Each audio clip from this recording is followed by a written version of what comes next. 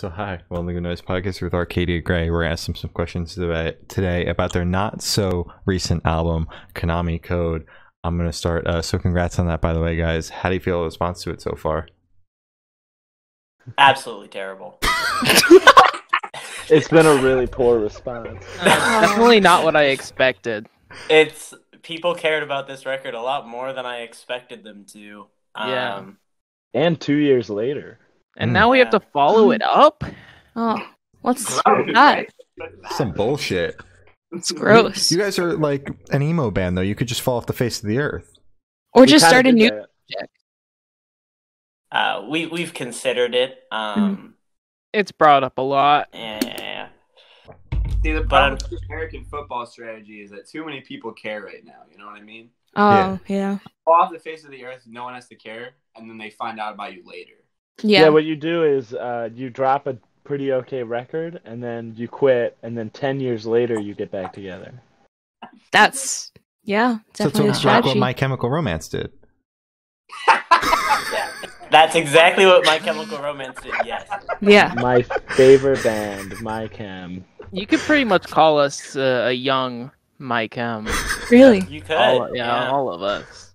We're younger than them. So Yeah. that's the basis we're going off of. Wow. It's pretty What solid. about what basis? Nope, that's not what I meant. Close enough. Close enough. It's Mikey Way. Cool. So, is there any meaning behind the name or artwork? For Konami Code? Yes. How did we end up deciding to name? I think we were just thinking of record names, and we went, "Ooh, Konami Code sounds cool." I'll tell you. I will tell you the story. If Nathan you'll- will tell the story. If y'all, Good, oh good. my god, I really fucking off. That's called the Konami. So we came up with this rule when we started that for each release, one person would choose the art and the name, and we do a rotation. Oh And yeah. so I believe I don't remember what the order was, but it came to be Corey's turn, Mhm. and I asked Corey, we need a name and we need art. And then we got closer and closer and closer to the date, and Corey never gave me a name or art. Oh. So we kind of, that's how I remember it. So then I ended up having to, I didn't have to.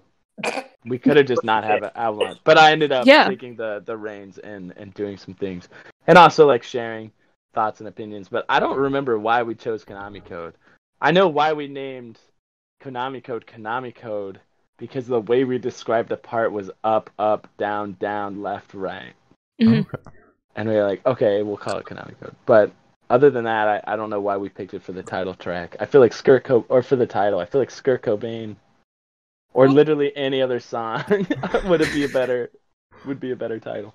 Okay. Mhm. And then just I the want it. cover art. Oh yeah, the cover art. We just Nate has an artist friend, Quinn, who they really like their art, and so we kind of just gave them the album and was like, come up with some ideas that you think might go with it, and they were like, there's this character from my Instagram that I drew, and that I think would work for the cover, and then it came together. And the funny thing is, every time we've gotten art done through them, at some point through this like command chain, a song has always gotten misspelled. Oh. Wow. Yeah. Absolutely hilarious. That's fantastic. Mhm. So funny every time. every Actually, single time. on our Hilarious. CDs, if you buy our CDs, they're like completely. It kicked me. I don't know why, but I'm back. Hi, Welcome back. Because we value you less. The track listing. I wish you told me that stuff about Konami Code when I was learning to play it, though, because I didn't know that, and it's really weird. The up, up, down, down part. Yes.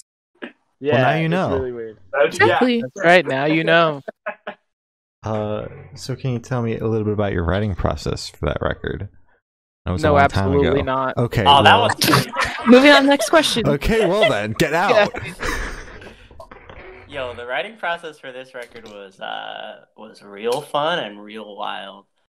So like many emo kids, I got how the kids say broken up with, and then I got mega sad. So I wrote some like demos for songs and ideas and stuff. And we were pretty adamant that we wanted to write a record. Nate and I are both songwriters for the band, so we both had like demos. Oh Yeah. And so we decided, okay, well, we're going to write a record, so let's just get together in a week and just spend like the whole week together writing, and we're gonna write the songs out for the record, and then we did. Yeah. It was quite stressful, but it was also very effective. So. Yeah, can imagine. Yeah, I remember having to lock myself in my dorm's practice space for 3 days to force myself to like write songs, and that's where like Konami Code. Actually, I think that's the only one that came out of that weekend. But at least you got something. Yeah, I think Konami Code and one last song. There were a couple songs that I had worked on that we ended up cutting because they weren't as good. But will those ever see the light of day? Or no, probably not. There are a couple you can find one of them on a comp somewhere. Somewhere out there. On a B-side somewhere. Okay. The comp that was only released on CDs. Is that the one you're talking about? Yeah, in person. You had to be there. You literally had to be there. Apparently so, because I don't even know about this. Oh my god! No, it was we went to play at a music festival in the dead middle of summer, and it was so hot. It was unbearably hot and humid, and we were just in this fucking cornfield at this dude's house. Wow. Cooper, you did forget to mention that this was a metalcore fest? It wasn't. Yeah. It wasn't all metalcore there though. There were genres that were a lot different from metalcore, much more so than us. Yeah. And I'm really unfortunate. We decided to leave the second that a band came on that I'm like, oh, these guys sound like really interesting. Like I'm really into these guys. We had to leave. Yeah, it was sick. I looked at the lineup for the fest, and I only knew one of the bands, and they were an emo band, which I had never gotten to talk to before. So I was like, oh, cool, I'll get to see their set, and I can talk to them afterwards. And like 2 songs into their set, Nate comes over and is like, we gotta go. And I'm like, oh. God damn it, Nate. Yeah. Hey, it happens. And it was worth it. We had the shittiest pizza that night. Yum. Yummy. Okay. So back to the record. Which song took the longest to write, and which one is your personal favorite? Did any of them take us like specifically longer to get through than the others? I mean, we practically wrote all of them in a week. Yeah, that's crazy. I feel like most of them kind of took the same amount of time out of all of us. I think the first song, if I'm remembering correctly, the first song that we brought to the band that ended up being on the album, like the first song that was on the album was Always Raining, I believe. Because I wrote that in the summertime, and I don't think any other track. Yeah, because that one we had to cut a couple parts and move stuff around. Yeah, I would say that's the one that took the longest time, but just from the time frame of writing that record, which was a nightmare, by the way. Coy did not explain how stressful. It wasn't a nightmare for me, so that's why I didn't. How stressful it was to like be like in October, be like, hey, we're writing a record, we need songs. And we're recording in January. Like that was the. Oh my god! Wait, so you just sprung it on them? No, we had this plan for a while. There's this really long backstory. If I'm not gonna call anyone. This is literally the best time to tell a long backstory. Yeah. Okay, we had a former guitarist. I'm not gonna name names. Who really, really, really wanted to record a record and was like, "Hey, let's do this." And we were like, "Okay." Over the fall, we will save money and we'll go into record. And then right about the time we we hadn't even finished the record. We just booked the studio. Right around the time we were trying to book the studio, we got the quote back, and I told everybody how much we needed, and everybody was like, yeah, this is good. And then the guitarist who was like, we have to record a record, was like, I don't have any money to do this. Yeah. Yeah, I think So, think they sent us a picture of their bank account and it had like $20 in it. Oh. And we were like, no. And, like, I mean, I've been there. I'm like there right now. yeah, like, we've been there. It was just like we had time to like plan this out, which was the frustrating part. And I don't know why like we didn't take more time, like in hindsight, to we wanted polish these songs. Well, the reason we wanted to get it out around then is because we were coming up on we knew that we wanted to do a lot of touring in the next year. So the fall that we decided to write it, we're like, okay, so it's going to take us a while to go through the whole process of actually getting the album out, getting everything together, doing whatever promotion we wanted to do. And we wanted to at least be ready around, like the summertime, because we knew that would be when most people have free time between us to tour and, audience goers to come in and things like that. So we really wanted to have something that we could like tour off of, something that some music that we could put out and like either point people to or have people who have heard the music and want to see us live, give them a reason to come out, like, oh, I really want to hear these songs from the new record, so we should go see them live. And I think that was our thought process. That's kind of why you're right.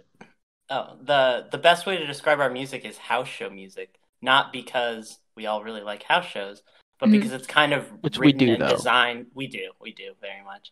But it's written and designed for a close and intimate audience that also wants to move around. Yeah. Yeah. The whole production of it too was like, how do we make this sound like you're at a house show? And like even from the beginning,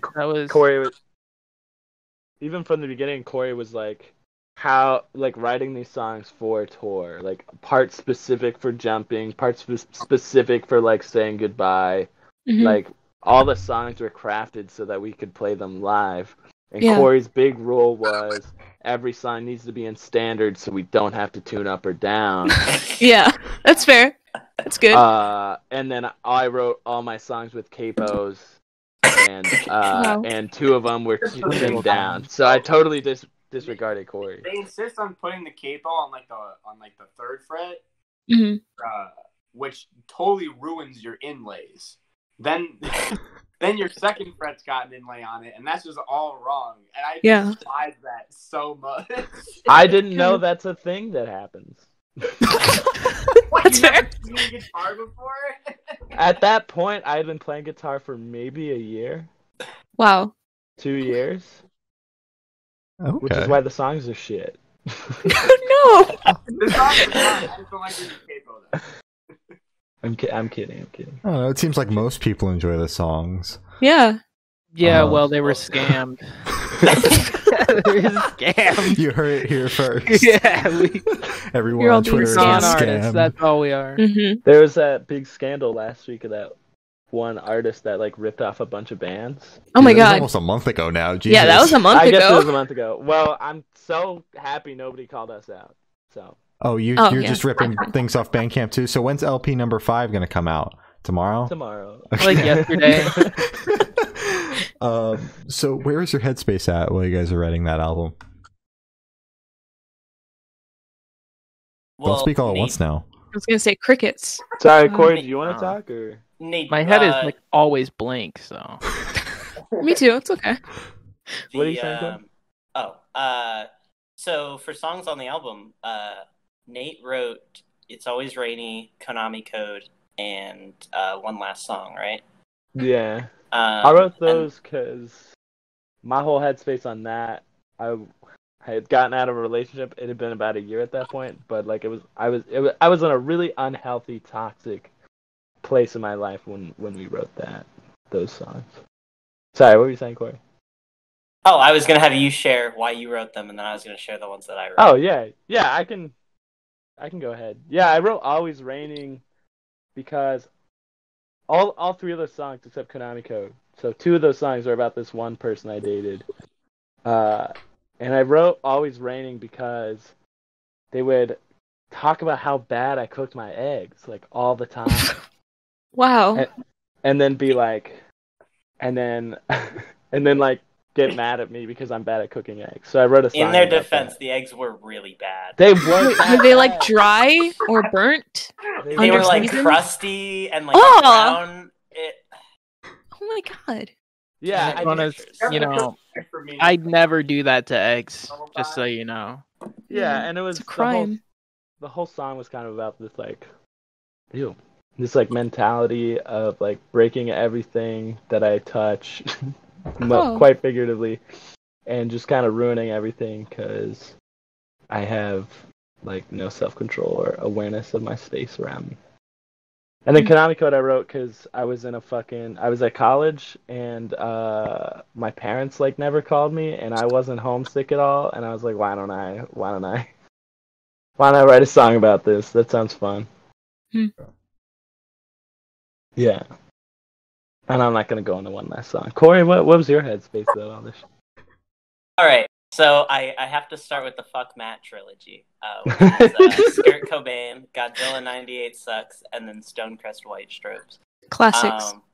Which is about a relationship that I had, summer 2019, that was like kind of weird because the person that broke up with me they broke up with me because they were interested in seeing one of my friends that they dated before. And it was like it was just weird and uncomfortable, and it like this is the first relationship where I really like fell in love with someone, so it was hard to like move on from that. So that's kind of what I wrote those three songs about, because I had like a blanket that it was like my favorite blanket, and I brought it over their dorm room. And then like every time that we'd talk about meeting up or whatever, they'd get like too high or just like not be able to like come and meet me to give it to me. And we went to a lot of the same shows and everything. And then, so I got really frustrated about it. And then I went home and I wrote a song after a Heart Attack Man show, complaining about it. And then it turned into 3 songs. Wow. Mosh Pit Girlfriend, the chorus I wrote about a non-binary I have a crush on in the scene in Indiana. And then the verse is about the same relationship. And then the Steven Universe part is about 2 of my friends who were both in Dana Scully and the Tiger Sharks. Mike Newman and Dana Scully. Not their actual last name, whatever. But Summer Brews. They're really nice people, and they write good music in the scene, and I was friends with them, and they kind of inspired me to want to do DIY music at the time. Monstar was the first song that Cooper and I wrote together. Yes. And it is, from my understanding, fictional.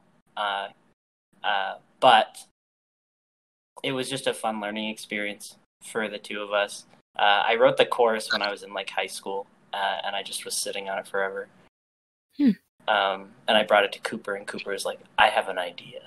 Yeah. And I was trying to think at the time, if I remember correctly. I'm like, so this song is like saying I'm a monster over and over again.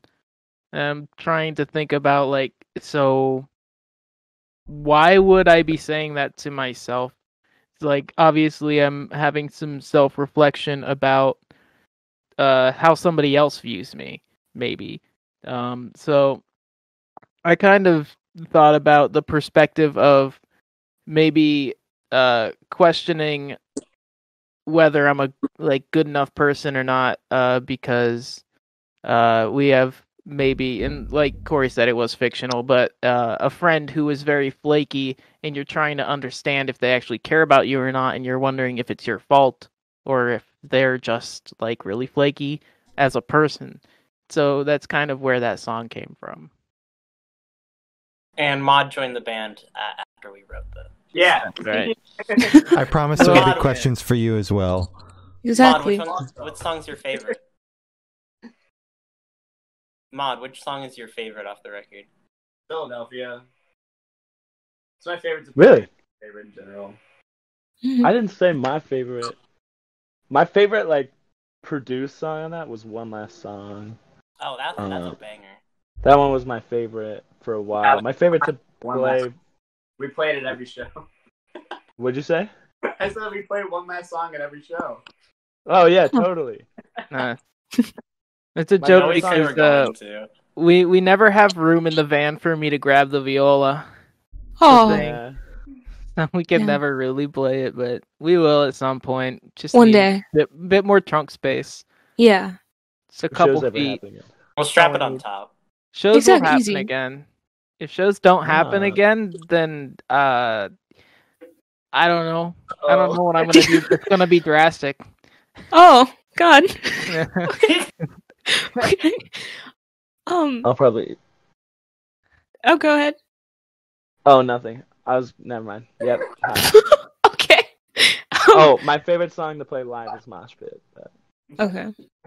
Mosh Pit's pretty good. I really like Godzilla '98. Personally. Ew, you like that movie? Ugh. That's not what I said. I will drive to Chicago right now, Nathan. We want you to, Cooper. Please. Not for this reason. That would be great. That would be awesome. I'd love to see you. Oh my God. That's so wholesome. Adorable. It is. Was that a threat? Please come. You're not gonna like it when I get there, Nate. I don't think you're gonna like it when you get here. Did you see? I'm gonna shut off your power. Oh. That's not hard to do. Just run the microwave and the toaster at the same time. Oh my God. Both the microwave and the air fryer and run either of them separately. Yeah, that's all you have to do.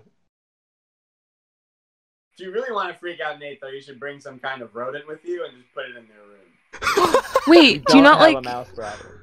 Oh my God. Oh. A mouse problem. You had a mouse. Oh.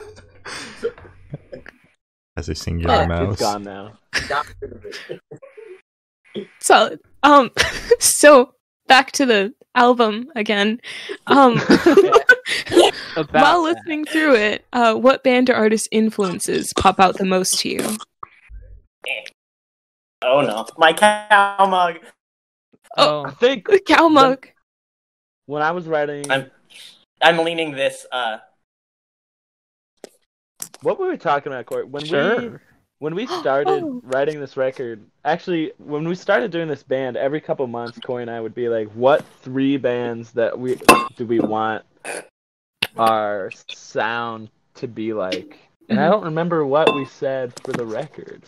I think it was something like. Pretty sure Weezer was in there. I want to say it was like Mom Jeans, Weezer, and Remo Drive. Daddy. Oh, was it Remo Drive? Yeah. For some reason, I feel like we didn't accomplish it. Repping the shirt. There we go. But I think the inspiration sonically for Konami Code as an album was it was right after McCafferty's Yarn came out. Yeah. I wish we went. This history, Corey. Are you really about to do this right now? and we listened to it and we thought, whoa, the tone for this record, like sonically, is cool. The record is terrible. But like, we liked what they were going for. The record is bad. I did like it at the time, though. Now I can't stand McCafferty, but. So, I mean, no offense to McCafferty, they make much more money than I do, but I just wasn't a fan of. I feel like they could have delivered the sonic idea that they had better, and so we kind of wanted to find a way to do that. And we did. And so true, you did. So true. You did it better. Yep. Nick Cafferty listening to this. Fuck. Dude, if Nick Hardtop listened to this, he would just curse us out on the internet, get canceled for the 40th time, Oh my god. and then go back to writing more music. See, now we're going there is the thing, like... Down. Fuck you. Anyways, back to the record. No, Like, we're literally preemptively fuck ready for the beef on Twitter, I guess. Oh my god. We'll tag him. Our Are we friend, even allowed? Yeah. We'll tag him. I'll take our it. friend's band Fuck McCafferty, Stonecrest. dude. Our friend's band Stonecrest. We met them through a post on Reddit they made about how they needed touring band members, and we became really good friends. But their music, they're the first band that we ever met that I felt like kind of sonically was making music that we felt like we sounded like. It's just this high energy, like punk emo stuff. So they were a big influence on Konami Code too. They were really, I mean, they were a big influence overall. We really want to talk about Stonecrest for a second, because I remember going on tour with them, and the idea of tour sounded so miserable to me at that time. I don't know why. I was like an old grandpa in early college, high school. Just my attitude towards a lot of things was like, I want to sleep at 10 o'clock and wake up at 7 and read the newspaper and have a relaxing day. And also be in a punk band. And also, for some reason, be in a punk band. But then we hung out with McCafferty, or not McCafferty. Oh my god, I was about to say, wait, what? No, we did. We hung out with Stonecrest. And the energy they had at their shows was unmatched to any band I've ever seen in my life. Like, just the shit that, like, Jay and Luke would do on stage. Yeah. They freeze. And I live by that. Well, They're I guess really we'll cool guys. continue where they left off. Oh. And that, I like the still frame we have of that right there. It's perfect. It's like a little bit cursed, you know, with all the red lighting. Just a little bit. We're gonna get red roomed. I Oh my god. literally cannot get my phone to charge. Oh. So I could be Have out you of here in a tried second. plugging it in? Whoa. Yeah, I am, and Come on. the charger's not reading at all. I'm sorry for your loss.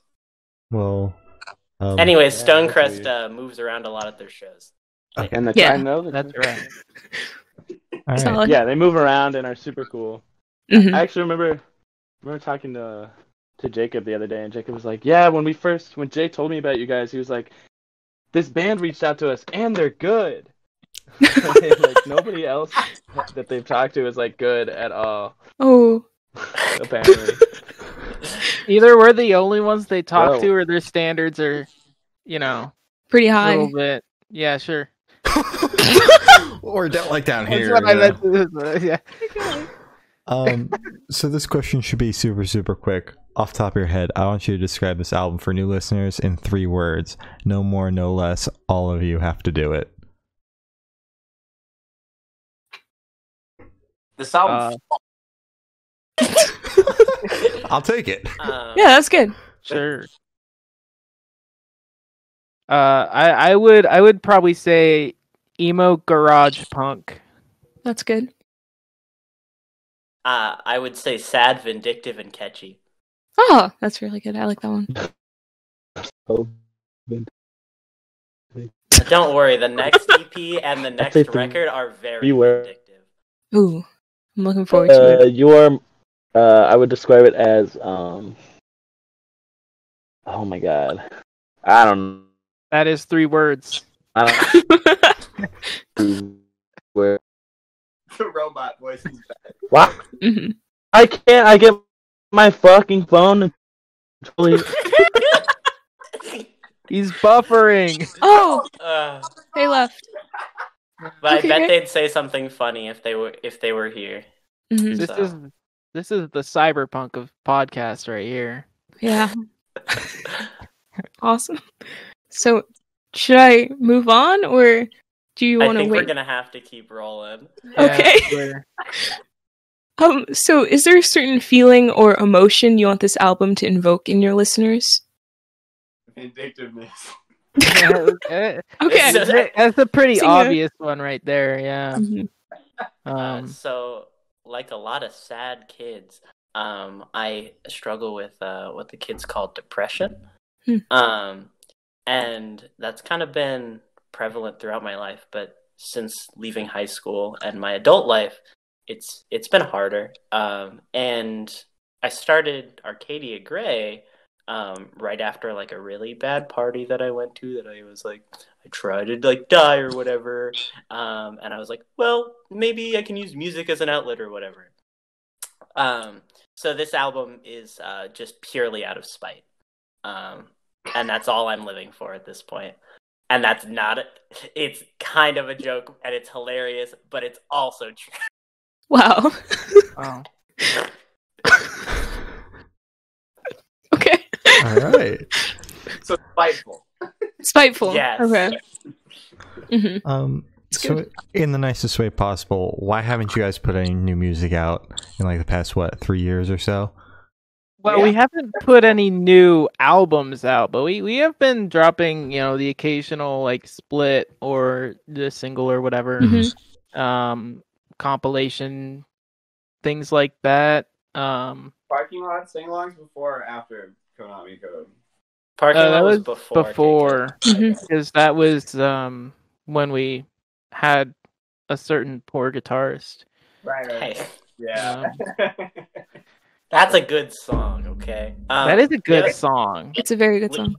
We haven't put out new music because we wanted to, first of all, find a producer that worked well with us. Because with Konami Code, no offense to the person who recorded it, but it was kind of a tumultuous recording process. And it felt, at least through the process, it felt like I knew more than the recording engineer did. And it made it hard to kind of like work to make the songs better, especially because we asked to book 10 days and he was like, no, we can record it in 4. And so he booked us 4 days. That's kind of, there's one of the days we woke up after sleeping in our van, like right outside of the place we were recording. This was in January. In January, then they booted everything up and they're like, oh no, where are all of the tracks? Seems like cannot find the tracks. And then it took them like half the day to get the tracks back because somebody else who worked there had gone, apparently, while we were like at Walmart or something, had gone in there and like messed around with the computers. Wow. So that was half of your day like wasted and lost. Yeah. We didn't we didn't get more time because we were like booked in between, other bookings. So it was that or nothing. Wow, that kind of sucks. To his defense, also while we were at the studio, we ran into like a mysterious grounding problem. So we were getting a bunch of feedback noise. So that's like not in his control. And one of his family members died. Like the last day. Yeah, that. Wow. Like, okay, we're gonna have to we gotta push through this, and then I was like, oh my gosh. Yeah, it was so bad. Wow. So a lot happened in the 4 days. A lot happened. That was a very busy 4 days. Yeah. For sure. Well, technically like 3.5, right? I get. Well, yeah. Man. But keep in mind, Nate recorded their bass in like 40 minutes, so they were just so fucking bored. The whole time. Really fast. God. It took me a little bit to get the drums going, but I felt like it was a pretty fair amount of time given the load and what we were given to work with. But yeah, because of that process, we kind of ended up having to cut 2 songs just because we didn't flesh them out enough in the studio. Yeah, and then we said we were going to work on rewriting one of those songs for a very long time, and I really, really like that song, and we haven't even touched it. So. Let's put it on the new EP. Yeah, okay. EP. Who's gonna stop us? Oh wait, we did touch it again. That's the song. That's the song that's on the Cornfield CD. We put it on there. I might have that lying around. Actually, I don't think I ever got rid of it. It's probably just. Because I want to hear this cornfield song. Okay. I can send you the unreleased Konami Code songs if you're dying. No, can you send it to me too? Oh yeah. Thank you. I'll send it to all the interviewers. Oh, wonderful. Wonderful. So where do you all see the band in the next 5 years? Top of the charts. So true. Yep. Yeah. Billboard #1. No, go ahead. To be honest, I know that if Nate were here, they'd disagree with this statement. But I'm really happy with how big we are. And I think the new music will reach more people. Mm-hmm. But I also kind of don't want to get any bigger. I like being this, like, house show band. Mm-hmm. I'm fine with us not being that anymore, if that happens. But I like small, intimate shows. I'm a big sucker for that. And it's seeing the community of fans that we've had.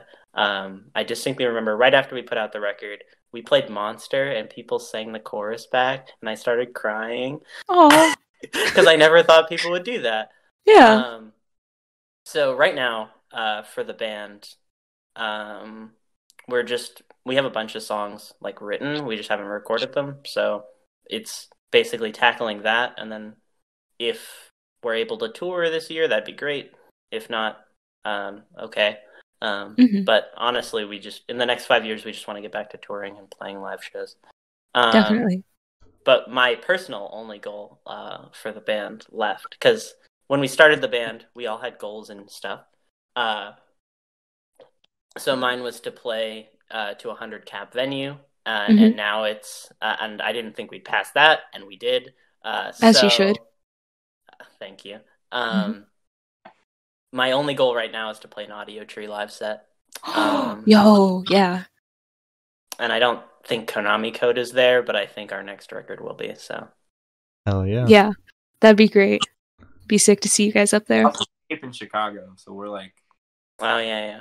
Right like there. a phone call away. So, exactly. Just Audio add them on Tree. Twitter. Yo. Audio Tree, what's up? Hit us up. Exactly. So for the last couple of questions, we're actually going to shift away from music, and I don't have a segue for the rest of this because these are new questions. I gave you a segue. Yeah. But I'm not going to use it. I'm going to use my segue instead. We've tested these. Segue or like an idea for how to transition? Did they give you like the motor vehicle? I think I could use both, actually. I'm seeing you zooming around that room right now. Big Paul Blart energy. So we tested these questions on Corey from Prince Daddy because he was very upset that the interview was almost over and he wanted more questions. So we tested. Hi, Nate. Hi, Nate. Welcome back. We tested these questions last minute. So if you could become an animal for the rest of your lifetime, which one would it be? This question's uncomfortably close to a fursona. But oh, I didn't even think about that. I'm gonna have to go with house cat because that's like the best shit ever. You just get fed. You just chill out. Occasionally you get a pet. Exactly. Do you get to choose where you end up? Oh, I guess that is a good question. I mean, sure. Shitty cat that gets eaten or like run over. Oh. I mean, that's so like Nate, what animal would you be? What animal would I be? Sorry to state the question in the form of a question. We thought Nathan was back, but I feel like it'd be cool to be a horse, but like, you run it of being meat or glue. Yeah, I think there's some downsides to being a horse. That's a bad decision, Nate. I saw. Or being like ridden by a 200-pound man, lifted by helium balloons. If I'm a horse, there's definitely that chance. Okay. All I heard was lifted by helium balloons. Yeah, that's all I heard too. Listen, it's I don't okay. think You could be a horse that is ridden by a 200-pound man, lifted by helium balloons. Okay. So true. Not okay. Okay. You know, the frog. There you go. I just want to frog. Everyone knows that the frog is the gay animal, and they're right. The frog was gay from the start. Solid. When I was in 4th grade, I made a magazine about frogs. I called it frogs. And I think that's why I'm gay now. That is wonderful. So I'd be like a bird. Okay. Yeah, I don't know. It'd be cool to fly around. Still can't believe you believe in this. What if you're one of those birds that gets clipped and put in a cage? Birds are real. It's just weird that we're like questionable. Questions. God. Well, All right, question. I got my phone to charge. Oh my god. Okay. So if you could listen to one song for the rest of your life, what would it be? What was the question? Zombie Oh my Bastards by Weezer.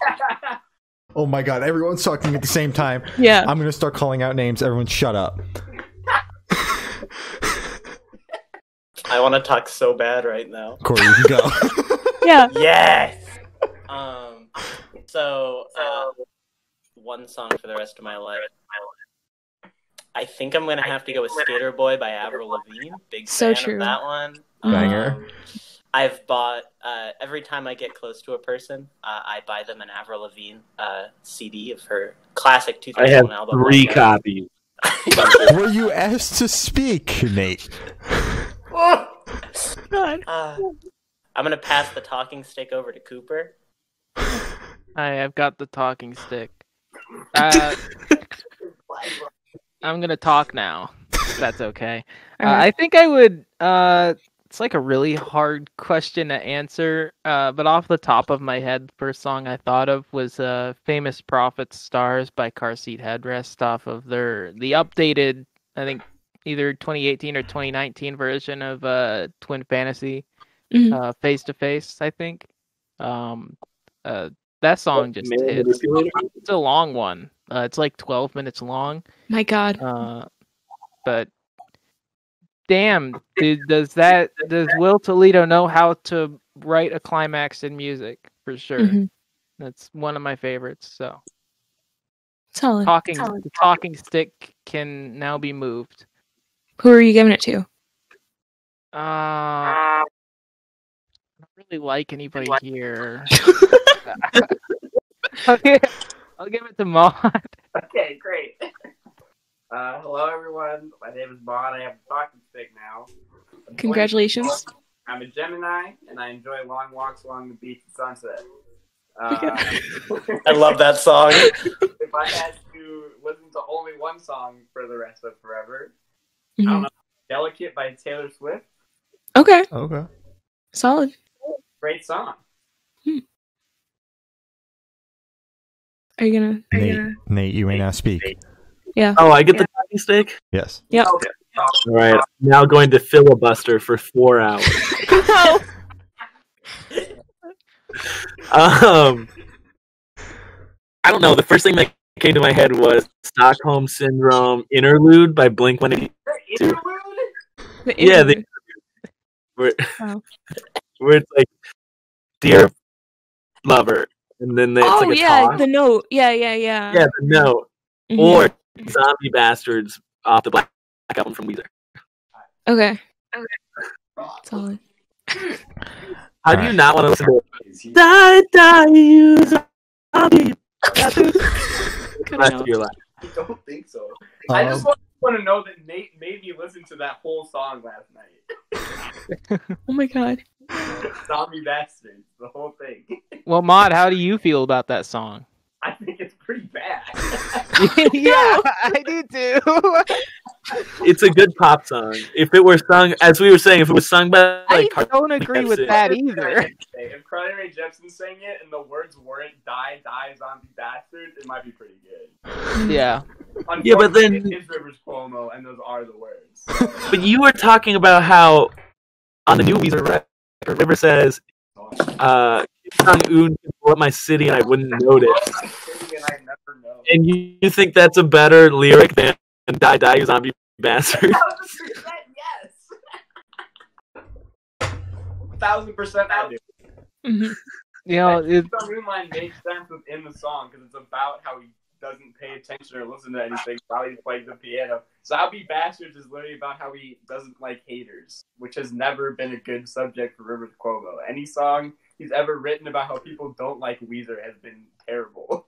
Oh, Yeah, it's yeah, I'm not gonna say I don't like Weezer because I like Weezer. I just I think Rivers Cuomo tried a little bit too hard. Like he's good at writing pop music, but he's not good at writing modern pop music. And I think he tries a little bit too hard to write modern pop music, and it kind of falls flat a lot of the time. Like most of the time.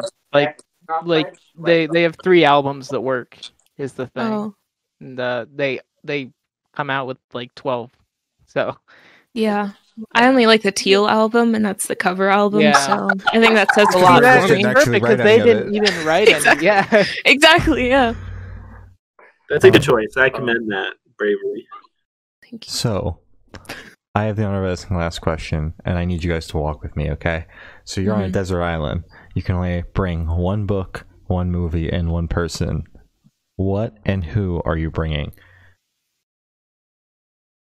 Please don't all talk at once. Well, I still have the talking stick, Scott. I was just about to say that. Whoa, that's right.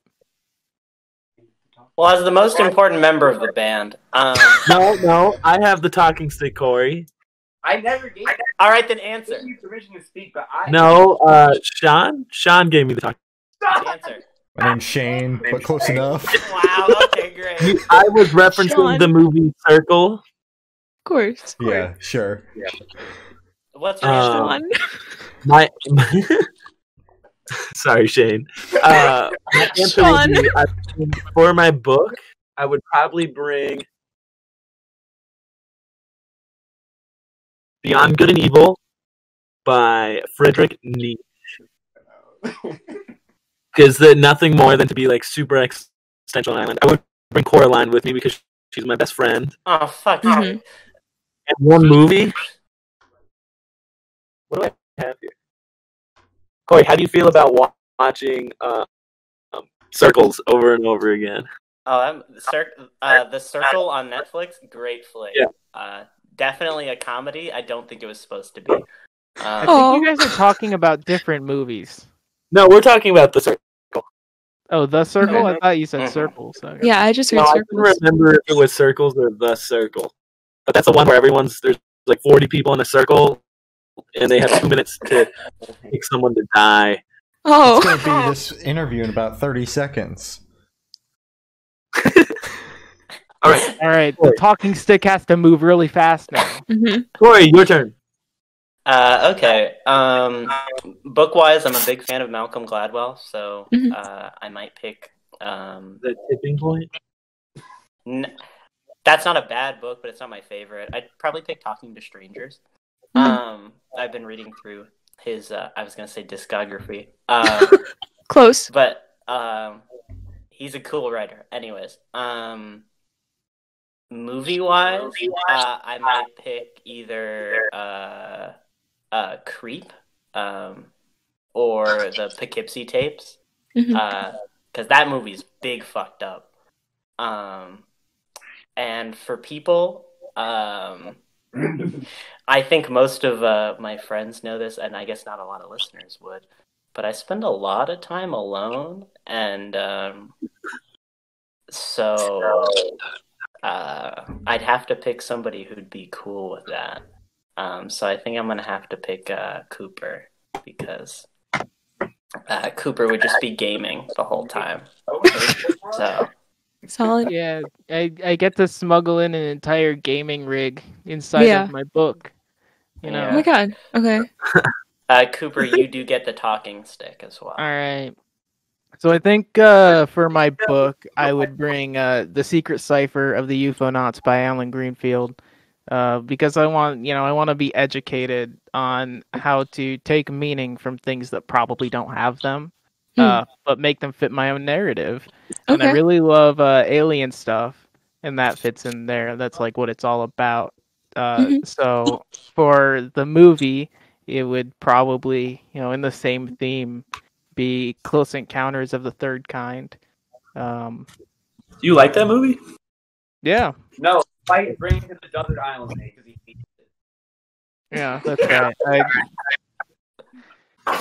We need to talk more about the movie. No, I I'm actually no. I'm gonna bring the Godzilla '98 movie just so I can study it enough to make a counter argument to Nathan saying it's bad. It's not bad. Who has the stick? Who has the stick? I still have the stick. I haven't studied my person yet. My person would probably wouldn't be in the band. Actually, it would be my friend Aaron, who's an Eagle Scout and has survival skills that I don't. I am also an Eagle Scout who has survival skills. Well, Aaron has more survival skills than you do. Cooper also said that they don't like anyone in the call. Yeah. Yeah. Right. Sorry. All right. The talking stick. Go, Mod. Or do I have to? I guess I have to grab it from the bottom. I It's okay. The book, Catcher in the Rye, I got problems. Okay. It would be Baby Driver, probably. That would be fun. And then I would bring Ray. Oh. Ray is That. but I would. Wait, can I bring Ray too? I was gonna say I want Ray now. If that's an option, I want Oh Ray. my god. Ray would smoke me out the whole island. Yeah, we're not in here talking. All right. Yeah. Solid. So, as I said, that's all the questions you have today. Is there anything that you guys would like to plug? Our split. Yes. Yeah. The Fatal 4-Way. Listen That. Don't listen to us. Listen to White Lotus by Guitar Fight. Guitar Fight from Fully Cooley is a very good band. So instead They of are plugging good. our own band, we are going to plug Guitar Fight We're from gonna plug Fully Guitar Cooley Fight. on Bandcamp, on SoundCloud, GFX, on Twitter, and Instagram. Listen to them. They make better music than we do. Go check out Arm as well. Guitar Fight. Don't do that. Don't do that. Instead, check out Guitar Fight from Fully Cooley. Go listen to Normalcy. We have a Twitter. We have an Instagram. If you want to follow those, we're going to have, as everyone says, we're going to have new music out soon. So keep an eye out, I guess. Or don't. It's fine. We understand. And DM us, and I'll invite you over, and you can have some of my shepherd's pie. Ooh. Yeah, if you're in the Chicagoland area and want shepherd's pie, please DM us. We might be able to make an exception and make you some corn chowder instead. Just please let us know what you prefer before you show up. Or pesto. If you want pesto, I can do that too. Yo, I'd love pesto. There's Come on over. definitely not enough space in your guys' apartment to socially distance. Oh. It's yours too, Cooper. Well, we're handing it outside the window. That's true. Okay. Technically, I'm not signed on the lease yet, so it's not. But Cool. And that's our plug. that's our. There we plug. go. Great. Well, thank you for sitting out with us, guys. This has been Arcadia Grey and We're the Good Noise podcast.